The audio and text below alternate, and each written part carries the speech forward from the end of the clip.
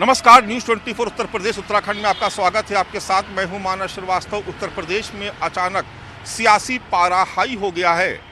जैसे जैसे गर्मी बढ़ रही है वैसे वैसे सियासी तपिश भी बढ़ती जा रही है और इस बार तकरार शुरू हुई राणा सांगा पे। औरंगजेब से शुरू हुई सियासत जो महाराष्ट्र से चली और उत्तर प्रदेश तक आई और उत्तर प्रदेश तक पहुँचते पहुँचते यहाँ पर लड़ाई अब राणा सांगा पर शुरू हो गई। समाजवादी पार्टी के सांसद रामजी लाल सुमन के एक बयान के बाद से उत्तर प्रदेश की सियासत में हड़कंप मचा हुआ है। करणी सेना ने कल रामजी लाल सुमन के घर पर हमला किया, तोड़फोड़ की। हालांकि इसके बाद शाम होते होते रामजी लाल सुमन की तरफ से एक लेटर जारी किया गया जिसमें उन्होंने ये कहा कि उनका मकसद किसी की भी भावनाओं को आहत करने का नहीं है।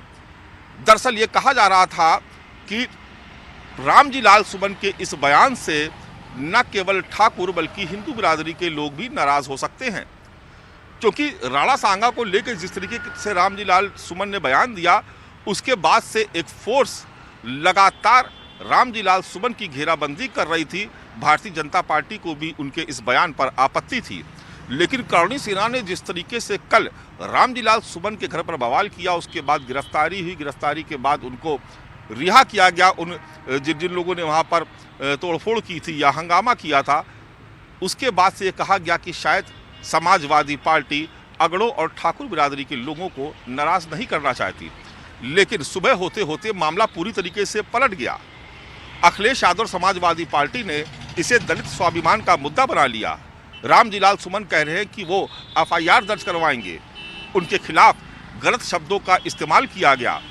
अखिलेश यादव और समाजवादी पार्टी के तमाम कद्दावर नेता इसे दलित स्वाभिमान से जोड़कर देख रहे हैं और ये कह रहे हैं कि करणी सेना ने हमला इसलिए किया क्योंकि रामजी लाल सुमन अनुसूचित जाति से आते हैं।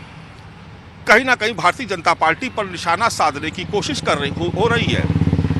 दरअसल समाजवादी पार्टी ने यह कवायद इसलिए शुरू की क्योंकि समाजवादी पार्टी ने जो सफलता 2024 के लोकसभा चुनाव में PDA यानी पिछड़ा दलित और अल्पसंख्यक के फार्मूले पर हासिल की, उसी फार्मूले को रिपीट करना चाहते हैं 2027 के विधानसभा चुनाव में। ऐसे में ये मौका बेहद मुफीद है समाजवादी पार्टी के लिए कि वो रामजी लाल सुमन के बहाने दलित कार्ड खेल रही है।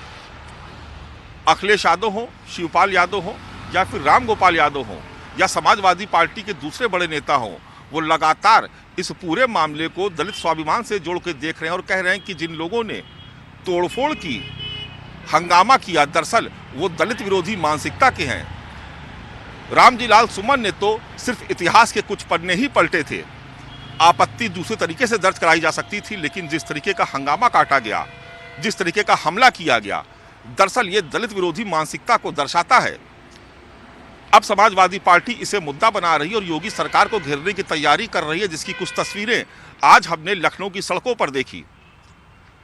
एक तरफ समाजवादी पार्टी के कार्यकर्ता थे जो हजरतगंज में, लखनऊ के हजरतगंज यानी विधानसभा से बमुश्किल 200 मीटर की दूरी पर अटल चौक पर खड़े होकर के प्रदर्शन कर रहे थे।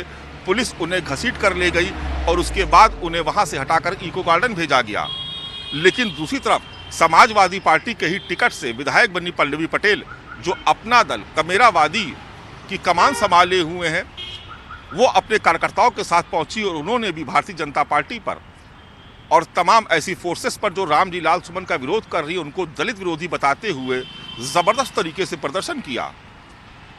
यानी उत्तर प्रदेश की सियासत में औरंगजेब से शुरू हुई लड़ाई अब दलित मतों पर आकर टिक गई है, दलित स्वाभिमान पर आकर टिक गई है।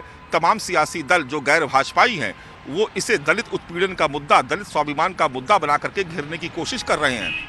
भारतीय जनता पार्टी के लिए यहाँ थोड़ी मुश्किल इसलिए हो सकती है कि 2024 के लोकसभा चुनाव में जिस तरीके से आरक्षण, संविधान और दलित उत्पीड़न का मुद्दा उठाया गया, उसका खासा असर देखने को मिला। दलित वोट बैंक जो मायावती के खाते से निकल करके बीजेपी के खाते में आया था, वो अचानक से इंडिया गठबंधन के खाते में पहुंच गया। और यही वजह थी कि समाजवादी पार्टी उत्तर प्रदेश में लोकसभा के लिहाज से नंबर 1 की पार्टी हो गई, देश में तीसरे नंबर पर पहुंच गई। ऐसे में भारतीय जनता पार्टी इस मुद्दे को लेकर के काफी सतर्क है और बहुत सधे हुए शब्दों से बयान दे रही है। भारतीय जनता पार्टी लगातार कट्टर हिंदुत्व का मुद्दा उठा रही है। बटोगे तो कटोगे जैसे नारे के साथ ही मुख्यमंत्री योगी आदित्यनाथ के नेतृत्व में पार्टी अपने कार्यक्रमों को आगे बढ़ा रही है, लेकिन समाजवादी पार्टी भी पीडीए की धार को मजबूत करने में लगी है और रामजी-लाल सुमन के पर करणी सेना के हमले के तौर पर उसे एक नया सियासी हथियार मिला है, जिसको वो भारतीय जनता पार्टी के खिलाफ दलित उत्पीड़न के सवाल पर इस्तेमाल कर रही है। नमस्कार।